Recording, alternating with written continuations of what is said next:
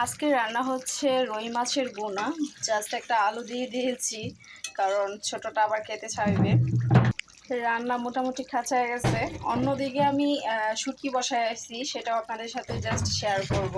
এই যে দেখতেই পারতেছেন, ধোয়ার কারণে ক্যামেরা মানে কালারগুলো মাঝে মাঝে চেঞ্জ হয়ে যাচ্ছে তরকারির। এই যে আর একটু পানি শুকাবে, তেলটা বেশি উঠবে, তখনই আমার তরকারি ডান হয়ে যাবে।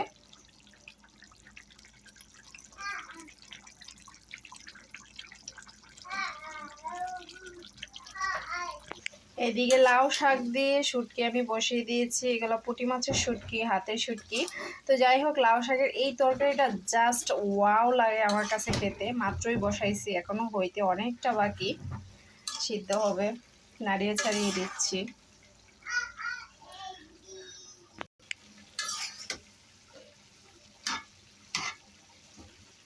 এটা অনেকটা শুকাবে এবং পুরা পুরা পর্যন্ত হবে। যখন পুরা পুরা হয়ে যাবে, নিচ দিয়ে লেগে যাবে, খুব সুন্দর একটা গ্রান ফ্লেভার বের হবে মশলা দিলে।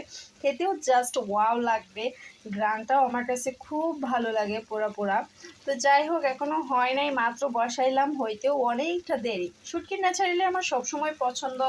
আমার খুবই ভালো লাগে শুটকি খেতে, সব ধরনের শুটকি, সেটা হোক চাপা শুটকি বা যে কোনো শুটকি, লইট্টা শুটকি, চিংড়ি মাছের শুটকি খেতে জাস্ট ওয়াও লাগে, সেটা বলে বোঝানো যাবে না।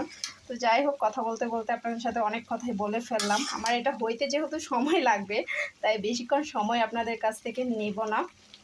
এটা হইতে থাকুক। অন্যদিকে আমি যে তরকারিটা বসাইছিলাম রুই মাছের বোনা, সেটা প্রায় ডান হয়ে গেছে। এই যে দেখতেই পারতেছেন, খুব সুন্দর একটা কালারে চলে এসেছে, একদম শুকিয়েও গেছে।